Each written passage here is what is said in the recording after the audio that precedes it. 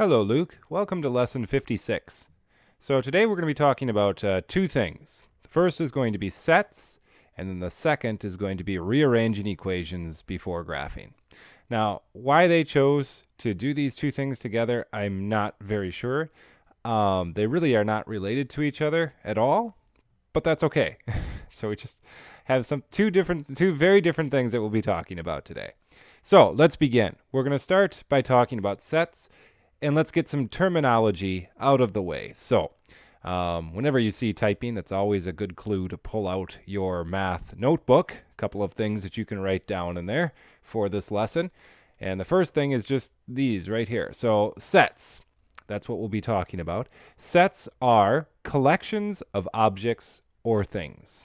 All right, and we'll talk more about that in a minute, and that'll make more sense. But for right now, let's just try to get the actual definitions written down so that part's out of the way.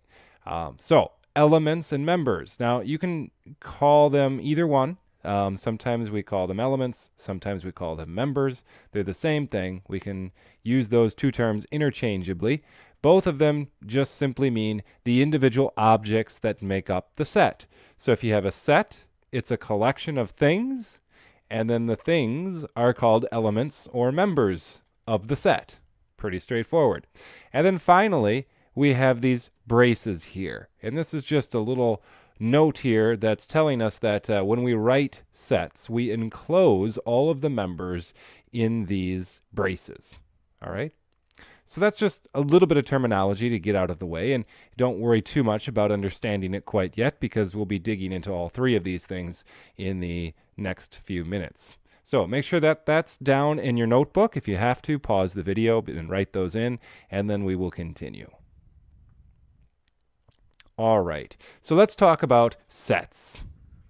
Okay, and a set, again, is just a group or a collection of objects or things. So this first picture that we see here, this is a set right here. Okay, it is a collection of things. In this case, those things happen to be hats. All right, so notice that we have a set of them, a group of them, and then they are enclosed by this set of braces right here. So this would have everything that we need in order to call it a set. Okay, a set of hats. This is a set of marbles.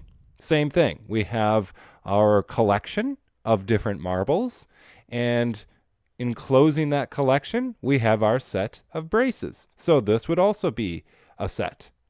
Okay? And then finally, which is going to be maybe a little more meaningful to us in math, we can also have a set of numbers, and that's what we have listed here. Again, we have our curly braces enclosing all of these different numbers.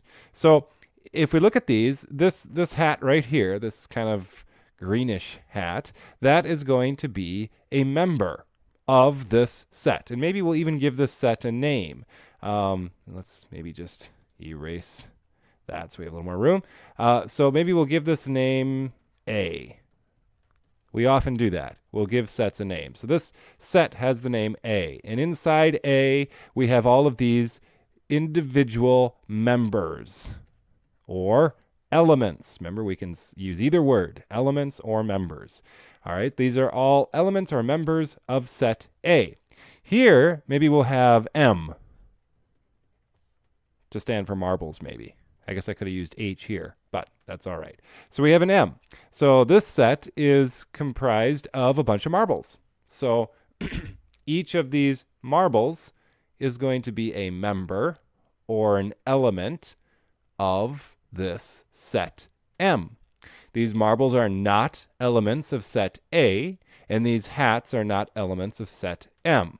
All right. And then finally, we can maybe use an N here to represent numbers. This set is simply that, a set of numbers. And each one of these numbers is going to be an element or a member of set N. All right? Very, very straightforward. All right, so that is what a set is. Now, a couple things we need to just clarify when we talk about sets. So let's take a look at this. So here we have this great big pile of Legos. All right.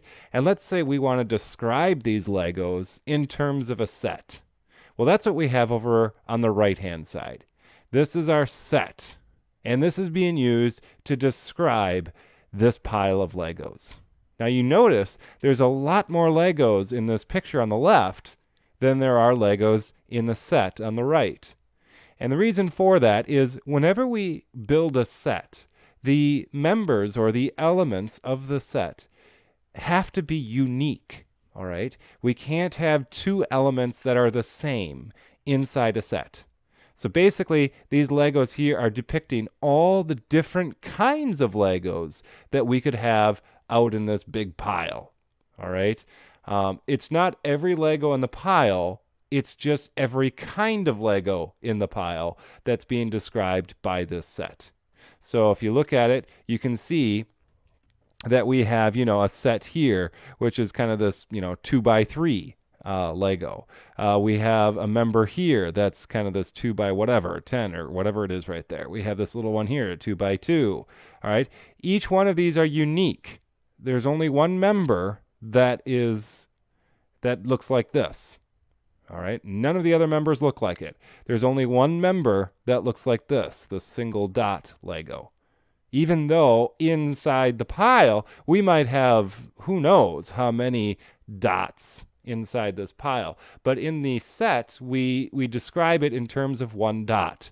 So all that we're saying in this set is that this pile is composed of Legos that look like this. This is all of the different kinds of Legos that we can have in this pile. All right? Hopefully that makes sense. So would this be the proper description or a proper set? Let's put it that way.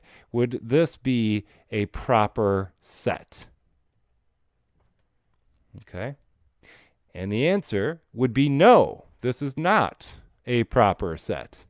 And why? Because it has multiple entries that are the same. It has multiple members that are the same. So we have a 2 here and a 2 here. We can't have two identical members, just like we can't have two Lego blocks up here that are the same. Okay? The whole idea of a set is just to describe all the different kinds that we could have, not rewrite or re-show all of the different Legos out there, okay? Or the different numbers that we might have. All right? So this would be the proper set notation, a 1, 2, and 3, where they are all unique. All right? So hopefully that makes sense. Bear that in mind. Okay, so let's say I have a population, all right? Notice this list of numbers here. This is not a set. Why not? Think about it for a second. Why is this not a set? Well, you might have given me a couple of answers. One, you can see that there are repeated numbers in here, so that should indicate to us that it's not a set. But also, what's missing? We're missing the curly braces on the left and right side, and we need those. That's how we would describe a set, is with those curly braces. They're important. So we don't have those curly braces, so this is certainly not a set. Okay? I might ask you, though, to describe it with a set. So if I gave you all these numbers and said, describe it as a set, what would you do? Well, you might start with a curly brace. And then you have to go through and you have to pull out all of the different kinds, you might say, the different kinds of numbers here, the unique numbers that are being used in the set. Remember, no repeats. No repeats allowed. Okay? So looking through, it doesn't matter, by the way, what order you put them into this set. You could be orderly and kind of put them from smallest to largest if you'd like, but there's no rule out there stating that that's how a set has to be. We could totally mix them up. So as long as we have unique members and we have all of these numbers accounted for in the set, we're good. All right, so I might just start from the left to the right here and just say, okay, well, we sure have a 1, that's for sure, and we've also got another 1 over here. So I'll cross both of those out and say we do have a 1 that'll be in our set. We'll separate each member with a comma. And then we have a 0 here, so we'll cross out all the zeros and put a 0 in our set. And then we have a 3 here. We'll cross out all the other 3s and put a 3 in our set. And then finally we have a 2, and then at that point they're all crossed out. So these, well, let's match that a little better here. These are all the elements, and this is the set. Okay, describing this list of numbers.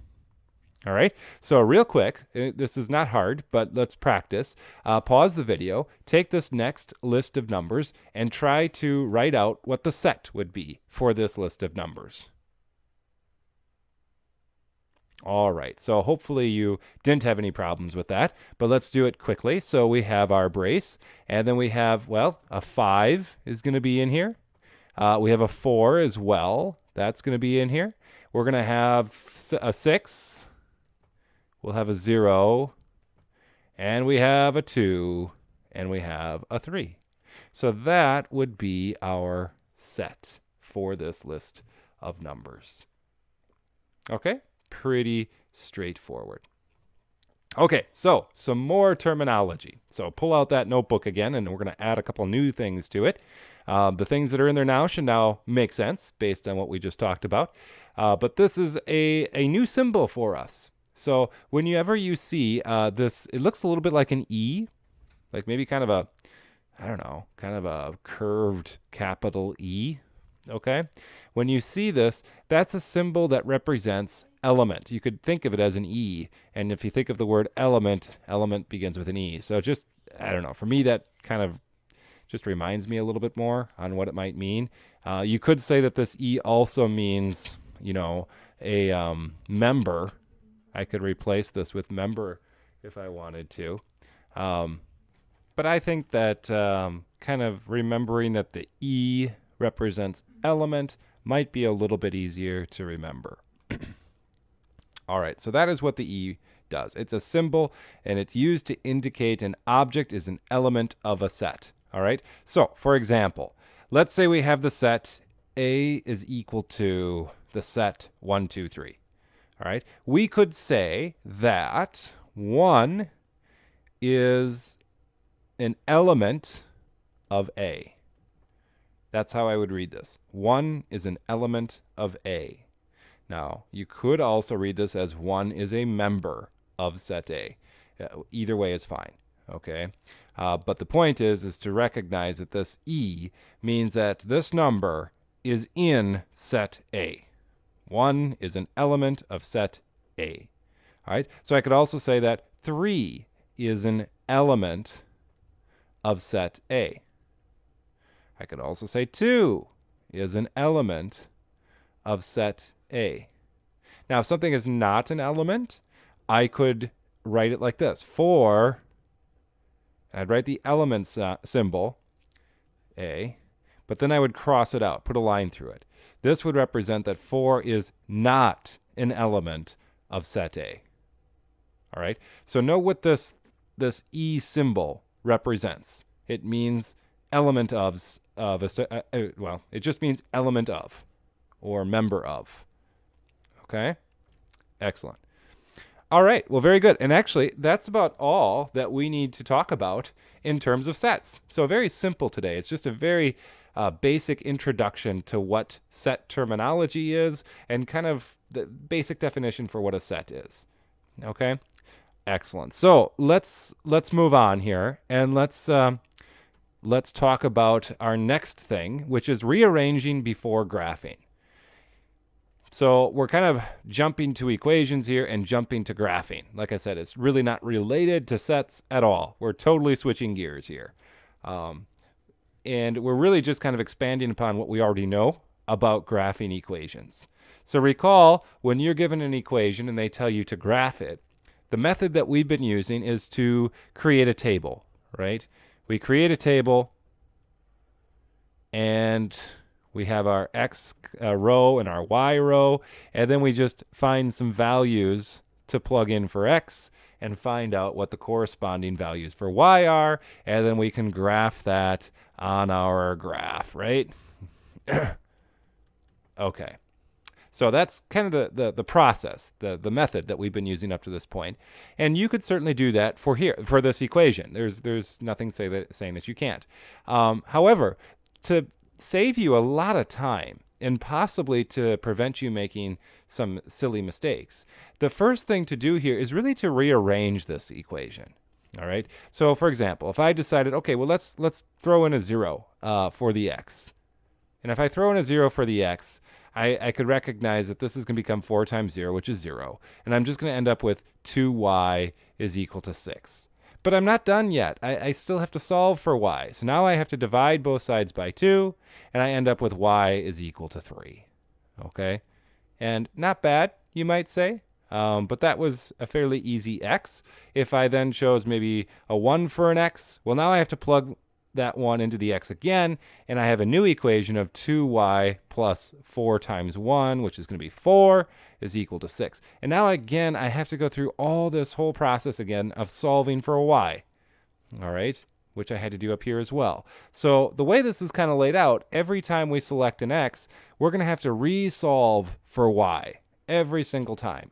So to save you a lot of work and time, and potentially to get more accurate answers, less chance for mistakes, we're going to take this equation and first rearrange it. All right? We're actually going to solve it for y first. So before we plug anything in, let's just solve it. Get it in the form of y equals something. That's the form that we want. Y is equal to something.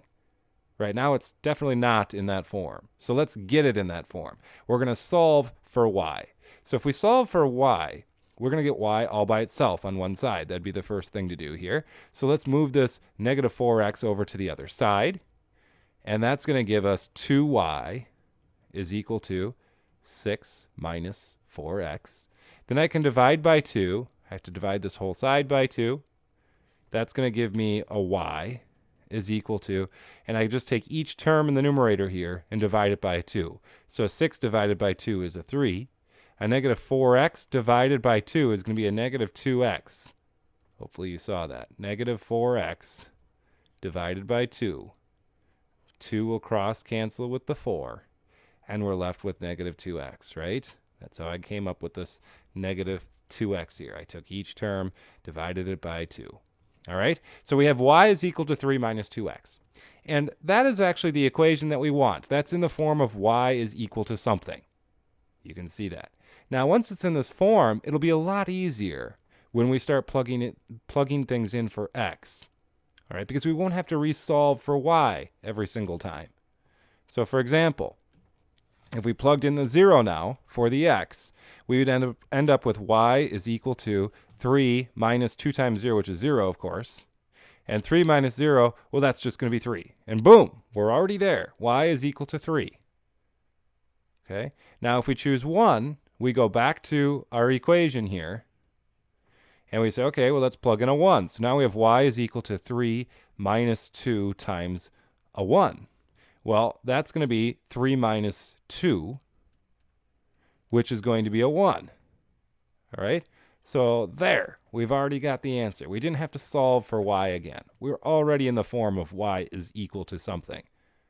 Okay? Then if we choose another number, let's choose a 2 in this case. So we have y is now equal to 3 minus 2x, which is 2, so it's times 2, is going to equal, well, negative 2 times a 2 is a negative 4, and a negative 4 plus a positive 3 is a negative 1. So we end up with a negative 1. Okay? So you can see how by first solving the equation in terms of y to get this equation right here, we'll simplify our work when we're filling in this table. And that's really the core of what we're going to be learning today, is just that. It's more of just a tip. You know, when you're solving for equations, or I should say when you're trying to graph equations and you're using this method, it's a lot easier to first get it in the form of y is equal to, and then start plugging in your x's. Okay? And then, of course, at this point, once we've reached, our table, when we have 3 or 4 values, we can then plug that into our graph, and we would get our graph line. Okay? So, let's move on. Take this one right here, and on a separate sheet, solve it for y, and then we're going to graph it. So solve it for y, and then we'll graph. And while you're doing that, I'm just going to create my graphing paper over here. Okay, so go ahead and start solving.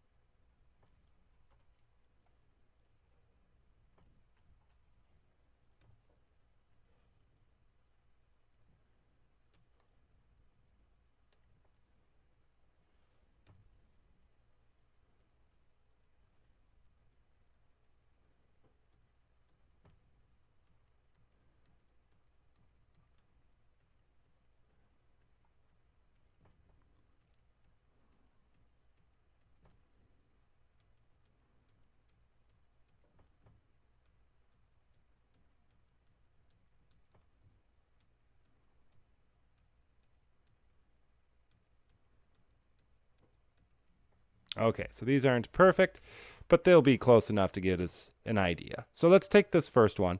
And the first step is to first solve for y.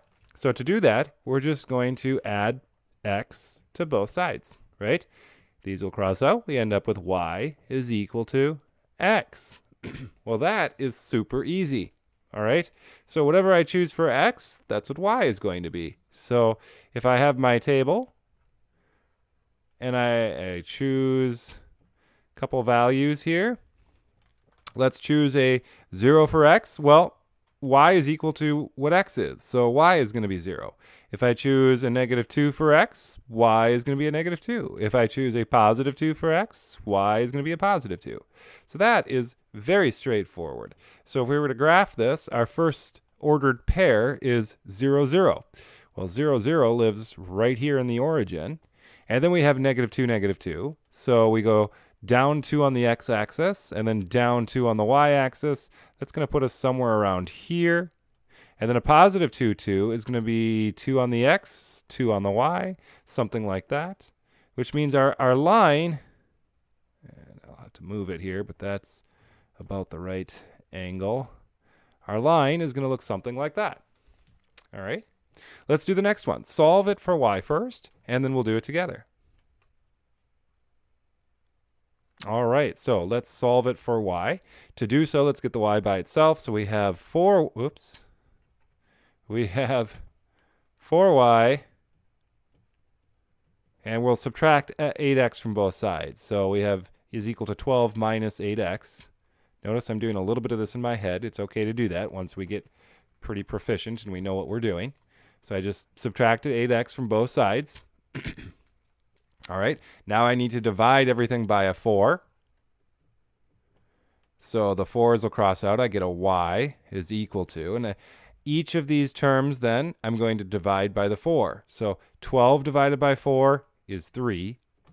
-8x divided by 4 is going to be a -2x. Right? Think about that. -8x divided by 4, -2x. Okay, then we can create our table here. We have our x, we have our y, and we'll aim for maybe 3 numbers here. So let's just choose a 0 for x. If we do that, we're going to have a -2 times 0, which is 0. So we're just going to have a 3 for the y. If I go, let's go a -1 for a y, or for the x. -2 times a -1 is a +2. +2 and 3 is 5. And maybe if I go, I don't know, let's go a 2. A 2 for the x. A 2 for the x is going to be a -2 times a 2 is going to be a -4. And then a -4 plus a 3 is going to be a -1 for the y. Okay, then we can start plugging these in. So we have our first ordered pair is 0 on the x. That's going to live here. Then we have to go up 3 for the y. That puts us right here. And then we have a -1 for the x. And then down 5. 1, 2, 3, 4, 5. I don't really like where I put that -1. It seems like that -1 should have been more like right here. So we'll just say that's the -1. It's just a little bit more even with the rest of our tick marks here. So that's our -1, and we're going down 5, or excuse me, up 5. 1, 2, 3, 4, 5. That'd be right here. Yeah, I'm sorry. I think I went down before I didn't realize it was a +5, so we're going up to the 5. All right, then we have a 2 for the x, 1, 2, and a -1 for the y, puts us around here. So I know it's rough, it's not perfect because my tick marks on my graph are not perfect, but I think it's going to look something like that. I know it's not perfect. That's just how far off my tick marks were. So it's going to be something like this. Okay. All right. So there is our graph. Very good. Excellent. And really, that's about all that we need to get through today. So hopefully that all made sense. It's not a difficult lesson. We're just working with sets and just kind of a very smart and, maybe practical tip for graphing equations, remembering to get it first into the form of y is equal to something, and then using that to fill in or populate your table.